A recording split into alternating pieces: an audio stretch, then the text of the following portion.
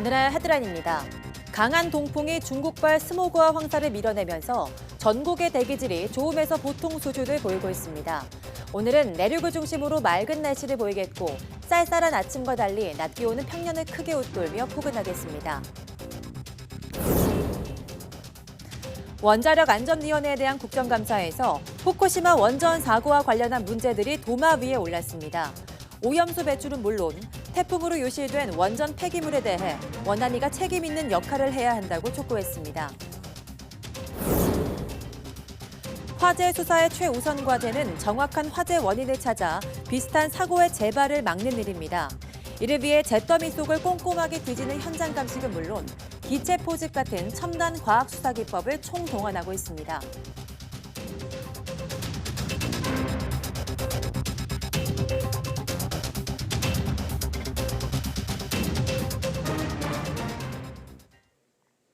여러분 안녕하십니까? 10월 22일 사이언스 투데이입니다. 오늘은 미세먼지 걱정 없이 종일 쾌청한 날씨가 이어질 전망입니다. 국립환경과학원은 강한 동풍이 불면서 중국발 스모그와 황사를 밀어내고 있다고 밝혔습니다. 따라서 전국의 대기질은 좋음에서 보통 수준을 유지할 것으로 보입니다. 낮 기온 서울 24도, 대전과 광주 23도, 대구 22도로 전국이 대체로 맑고 포근하겠고 제주도에는 오후부터 밤 사이 5에서 20mm의 비가 내릴 전망입니다. 주춤했던 미세먼지가 석 달 만에 다시 나타나기 시작했습니다. 중국 남방에 시작되는 11월부터는 고농도 미세먼지 공습이 본격화할 것으로 보입니다. 정혜윤 기자입니다. 하늘공원에서 내려다본 도심이 다소 흐릿합니다. 눈에 보이지 않는 미세먼지가 다시 나타난 겁니다. 수도권 일부와 충남 지역은 농도가 나쁨 수준까지 올랐습니다. 지난 7월 이후 석 달여 만입니다. 미세먼지가 많다 했는데 많이 심하진 않고요. 또 앞으로 미세먼지가 심하다 하니까 걱정스럽고 마스크를 껴야 될 것 같아서 좀 불편할 것 같아요. 국립환경과학원은 국내 먼지에 중국발 스모그가 가세한 것이 원인이라고 밝혔습니다. 미세먼지는 시간이 갈수록 더 강해질 것으로 보입니다. 11월부터 중국 남방이 시작됩니다. 배출되는 미세먼지 양이 크게 늘기 때문에 서풍 계열 바람이 불면 우리나라가 직격탄을 맞을 수밖에 없습니다.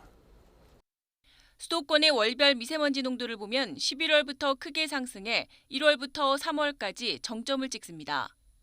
숨막히는 고농도 미세먼지의 공습이 갈수록 잦아지는 시기에 접어들었습니다. YTN 정혜윤입니다. 국민들이 미세먼지에 촉각을 기울이는 시기에 예보는 초장부터 어긋났습니다. 미세먼지에 황사가 겹칠 것으로 보고 예비저감 조치까지 내렸는데 실제 상황은 좀 달랐습니다. 김진도 기자가 보도합니다. 평소 붐볐던 구청 주차장 출입구가 여유롭습니다. 공공행정기관 차량 2부제가 시행됐기 때문입니다. 도로에 먼지를 빨아들이는 차량과 물청소 차량도 바쁘게 움직입니다. 고농도 미세먼지가 온다는 예보에 예비 저감 조치가 내려졌기 때문입니다. 하지만 실제 미세먼지 상황은 예보와 달랐습니다. 수도권과 충남의 대기질을 나쁨으로 예보했지만 대부분 보통 수준이 유지됐습니다. 한반도에 유입될 것으로 예상했던 황사는 약해져 별다른 영향을 주지 못했습니다. 중국 북부하고 중국 북동 지역으로 이동하면서 대부분이 침착돼서 거의 소멸 단계에 이른 걸로 보이고요. 결국 예비 저감 조치에 이은 미세먼지 비상 저감 조치는 발령되지 않았습니다. 정부의 미세먼지 예보가 시작부터 빗나간 겁니다. 지난해에도 정부의 미세먼지 예보 정확도는 연평균 84%, 고농도 때는 72%에 머물렀습니다. YTN 김민우입니다. 정부가 연간 온실가스 배출량을 2030년까지 5억 3,600만 톤으로 2017년 대비 32% 감축하기로 했습니다. 또 전기차 300만 대, 수소차 85만 대 등 저공해 자동차의 누적 보급 대수를 385만 대로 늘리기로 했습니다. 환경부는 이런 내용을 담은 제2차 기후변화 대응 기본계획이 오늘 국무회의에서 심의 의결됐다고 밝혔습니다. 이 기본계획은 기후변화에 대응하기 위한 최상위 정부계획으로 5년마다 수립됩니다. 원자력안전위원회에 대한 국정감사에서 후쿠시마 원전 사고와 관련한 문제들이 또다시 도마 위에 올랐습니다. 오염수 배출은 물론 태풍으로 유실된 원전 폐기물에 대해 대책 마련이 시급하다는 지적이 잇따랐습니다. 이동은 기자입니다. 태풍 하기비스로 유실된 일본의 방사성 폐기물은 1톤 크기의 자루 56개입니다. 이 가운데 26개를 회수했지만 이미 내용물은 모두 빠져나간 뒤였습니다. 환경성 자료들이 있는데 이걸 보면 부실하기 짝이 없고 그리고 근거도 없어. 다음 태풍 때 또 어떻게 이게 어떤 방식으로 우리한테 위험으로 다가올지는 또 모르는 겁니다. 후쿠시마 원전 그 사고 수습 전체를 총괄하는 후쿠시마 대응팀에서 일본 측하고도 뭐 11월 달에 있는 회의 뭐 이런 것들을 통해서 계속해서 좀 그 얘기를 나눠 가려고 하고 있고요. 후쿠시마 원전 오염수도 일본이 해양 방류 의도를 내비치는 상황에서 안이하게 대처한다는 지적이 나왔습니다. 그 킨스에서 지금 중국 원전 사고를 대비한 시뮬레이션이 수행 중입니다. 이러면 우리 정부나 우리 국민이 대응할 수 있잖아요. 이런 시뮬레이션을 해달라는 겁니다. 원자력 사고가 났을 때 여러 나라가 손해배상 부담을 나눠서 지도록 하는 국제협약에 선도적으로 가입해야 한다는 주장도 제기됐습니다. 여야 의원들은 방사선 관련 문제가 여러 부처에 걸쳐 있는 만큼 원안위가 책임 있는 역할을 해야 한다고 촉구했습니다. 이런 사태를 예방하고 종합적으로 시행할 수 있는 그런 좀 이렇게 범부처적인 통합 관리 시스템을 만드셔야 되고요. 또 최근 드러난 방사성 폐기물 정보 오류와 한빛 3, 4호기에서 발견된 원자로 공급 등 원자력 안전에 대한 우려가 커지고 있다며 원안위에 빠른 시정 조치를 요구했습니다. YTN 사이언스 이동훈입니다. 어제에 이어 오늘도 최근 관심을 받는 경찰의 과학수사 현장을 찾아갑니다. 오늘은 화재 감식 현장인데요. 화재 수사의 최우선 과제인 정확한 원인을 찾기 위해서 역시 첨단 과학수사 기법이 총동원되고 있습니다. 김다연 기자입니다. 지하에 있는 주점에서 연기가 뿜어져 나옵니다. 불이 꺼진 건물 안은 온통 새까만 그을음으로 뒤덮였습니다. 다음 날 화재 현장은 어떤 모습일까? 예, 다녀오겠습니다. 감식을 위해 경찰 과학수사대가 이곳을 찾았습니다. 바로 이곳 지하 1층 주점에서 불이 났는데요. 화재 감식 현장에 출동한 과학수사대원을 따라 들어가 보겠습니다. 회색빛 잿더미만 가득한 내부는 햇빛도 전기도 없이 그야말로 암흑천지입니다. 정확한 발화 지점을 찾아내는 과정은 마치 숨바꼭질 같습니다. 헬멧에 달린 전등 하나에 의지해 종이 한 장, 유리 조각 하나까지 조심스럽게 만지고 냄새를 맡습니다. 아까 선반에 거기에 이렇게 있던 거예요. 뭔지 몰라. 근데 사용 안 하는 거야. 드라이어 같은 헤어드라이기 같은 거. 호스가 지금 빠져 있는 상태고. 대형 냉장고와 바닥에 깔린 전기장판, 전자레인지까지 처음엔 의심 가는 곳이 끝없이 보이지만 하나하나 따지면서 줄여나갑니다. 장판 밑에가 그 나무 종이 박스가 깔려 있는데 그렇게 많이 하진 않았어요. 그리고 냉장고도 제재가 가능하고. 그렇다면 방화 가능성은 없을까? 혹시 인화성 물질을 뿌린 흔적은 없는지 검사가 시작됩니다. 기체를 포집하는 거예요. 기체가 들어와서 그 화학물질하고 반응을 해서 색깔이 변화는 안 되는 거예요. 대체적으로 주로 이제 갈색 톤으로 많이 강하죠. 이제 수집한 증거들을 국과수로 보내 정밀 감정을 거치면 화재 원인의 윤곽이 구체적으로 그려질 겁니다. 사나흘에 한 번꼴로 마주하는 매캐한 현장. 원인을 밝혀 비슷한 사고를 막고 혹시 모를 범죄의 가능성을 찾기 위한 노력은 지금도 계속되고 있습니다. YTN 김다연입니다. 화재나 감전 위험이 있는 전자담배와 보조 배터리 등에 대해 정부가 리콜 명령을 내렸습니다. 산업통상자원부 국가기술표준원은 안전기준을 통과하지 못한 전자담배와 보조배터리, 직류전원장치 4개 제품에 대해 리콜 명령을 내렸다고 밝혔습니다. 명문 이지팜에서 제조한 전자담배는 합선 시험 과정에서, 휴먼웍스에서 만든 보조배터리는 과충전 시험을 하던 중 내부 회로에서 불이 났습니다. 또 홈케어와 클라이블에서 만든 직류전원장치 어댑터는 감전 위험이 있는 것으로 확인됐습니다. 국가기술표준원은 해당 제품을 가지고 있는 소비자의 경우 즉시 사용을 중지하고 새 제품으로 교환이나 환불받으라고 당부했습니다. 이번 시험 대상이 된 배터리 내장 제품 366개 가운데 안전 기준을 통과하지 못한 제품은 전체 0.7% 수준으로 지난해 5.8%에 비해 크게 낮아졌습니다. 몰래카메라 범죄가 잇따르는 가운데 이를 막기 위한 장비 싸움도 치열해지고 있습니다. 몰카를 포함해 각종 범죄에 대처하는 기술이 한자리에 모인 박람회가 국내에서 처음으로 열렸습니다. 이기정 기자입니다. 이낙연 국무총리의 손바닥 생체 인식으로 문을 연 국제 치안산업 박람회. 송도 컨벤시아 전시장의 430여 개 부스마다 첨단 장비를 활용한 기술들이 선을 보이고 있습니다. 경찰들이 모의 훈련에 사용하는 테이저건 가상체험관에는 대기자들이 줄을 잇는 등 여러 체험 부스가 인기를 끌고 있습니다. 성범죄 양상이 더 정교해짐에 따라 사물에 설치된 초소형 카메라는 맨눈으로 찾기가 무척 힘듭니다. 렌즈는 635나노미터에서 빛 반사가 제일 잘 되거든요. 그래서 요거를 통해 가지고 보면은 벽시계 10시 방향에 숨겨진 0.6mm의 렌즈가 발각되는 순간입니다. 경찰청이 특허를 출원 중인 무선 IP 카메라 탐지기는 여러 무선 신호 가운데 카메라 정보만 골라서 탐지해냅니다. 화장지가 수북히 쌓여 있다던가 정리가 안 돼 있는 곳에 혹시나 몰카가 숨겨져 있지 않을까 그런 의심이 들곤 합니다. 흉기로부터 경찰관의 신체를 보호하는 장비와 막강한 무력을 발휘하게 되는 개인 화기도 눈길을 끌었습니다. 미래 경찰차는 자율주행을 통해 보다 효율적으로 범죄 예방에 나설 수 있도록 도와주게 됩니다. 수많은 이미지 데이터를 조합해 기억과 구슬만으로도 얼굴 모습을 재현하는 몽타주 기법에 체험자들도 놀랍니다. 막상 해보니까 전체적으로 분위기가 저랑 많이 비슷하게 나온 것 같아서 만족스러웠습니다. 우리나라에서 처음 개최된 국제 치안산업 박람회는 경찰 장비 전시와 함께 해외 바이어 수출 상담과 범죄 과학 수사 국제 세미나도 개최돼 치안 한류의 기반 구축에 나섰습니다. YTN 이기정입니다.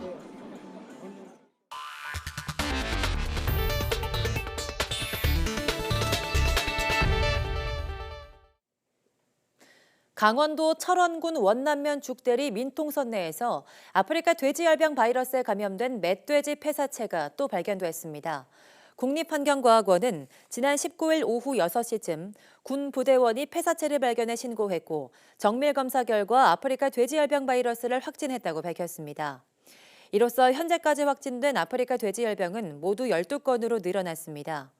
국립환경과학원은 이번에 발견된 지점은 지난 12일과 16일 각각 확진된 진현리와 죽대리 중간에 있고 이미 차단용 전기 울타리가 있어서 추가 설치는 필요 없지만 이 일대를 수색해 폐사체를 신속히 제거할 예정이라고 말했습니다.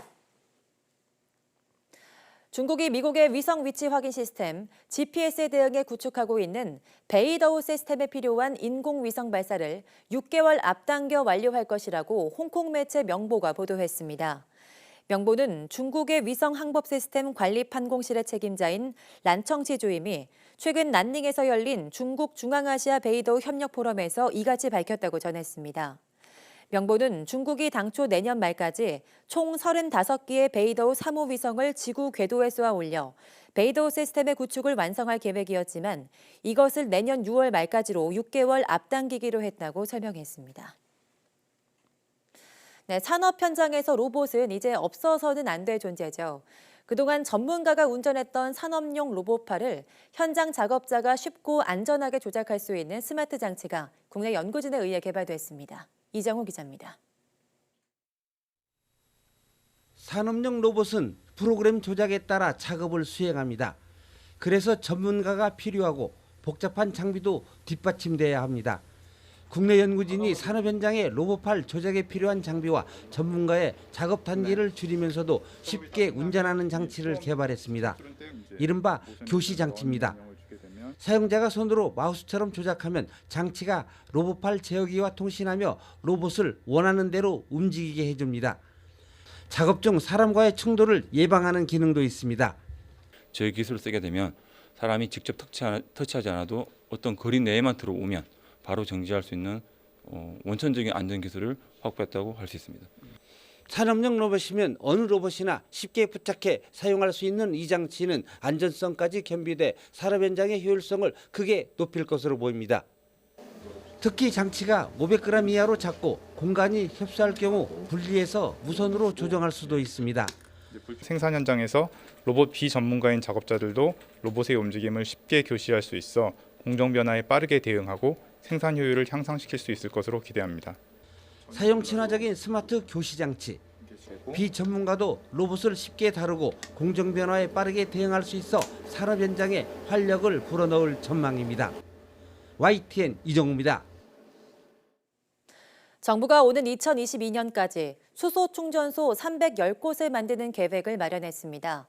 국토교통부와 산업통상자원부, 환경부는 수소 공급 충전소 구축 계획을 담은 수소 인프라와 충전소 구축 방안을 발표했습니다. 정부는 오는 2022년까지 수소차 6만 7천 대가 보급되면 한 해 3만여 톤의 수소가 필요할 것으로 보고 수소 유통센터를 설치해 체계적으로 관리한다는 계획입니다.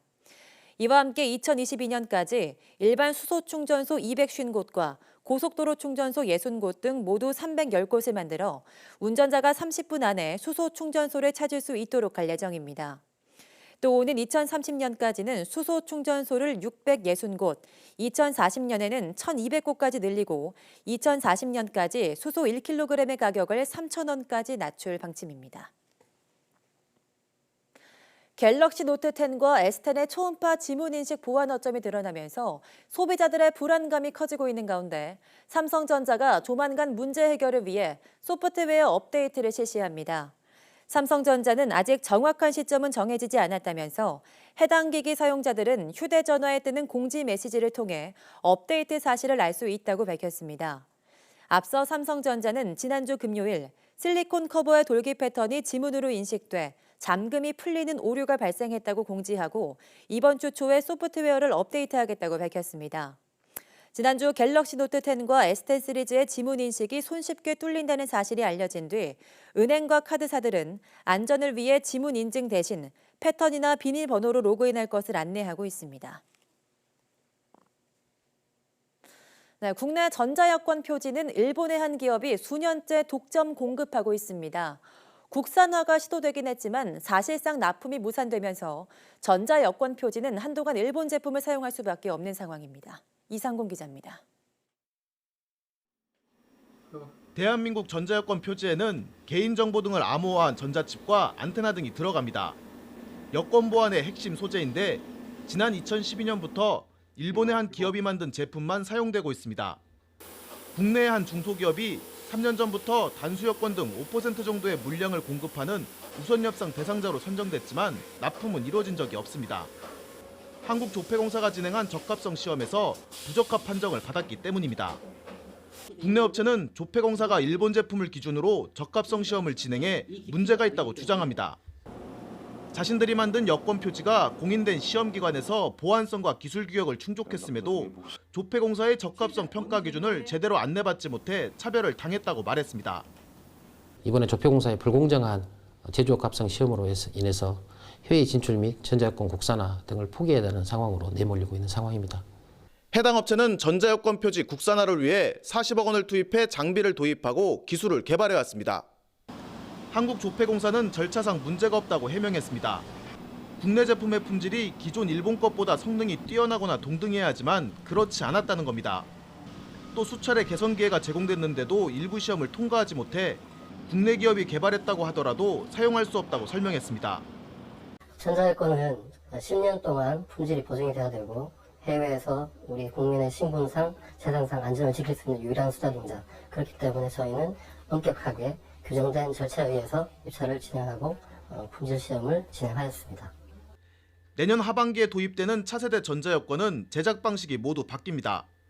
조폐공사가 새로운 업체 선정 작업을 진행하고 있는 가운데 해외에서 우리 국민의 얼굴 역할을 할 여권에 일본산 표지가 당분간 계속 쓰일 수밖에 없는 상태입니다. YTN 이상곤입니다.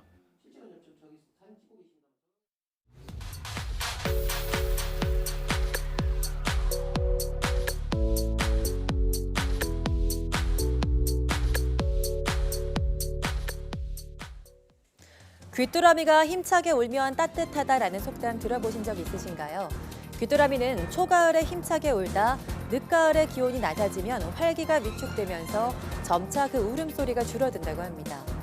이처럼 계절에 관한 속담에서 우리 선조들의 지혜를 느낄 수 있는데요. 오늘 오후 사이언스 투데이 날씨학개론에서는 계절에 관한 속담에 대해 알아보겠습니다. 오후도 많은 시청 바랍니다. 함께해 주신 여러분 고맙습니다.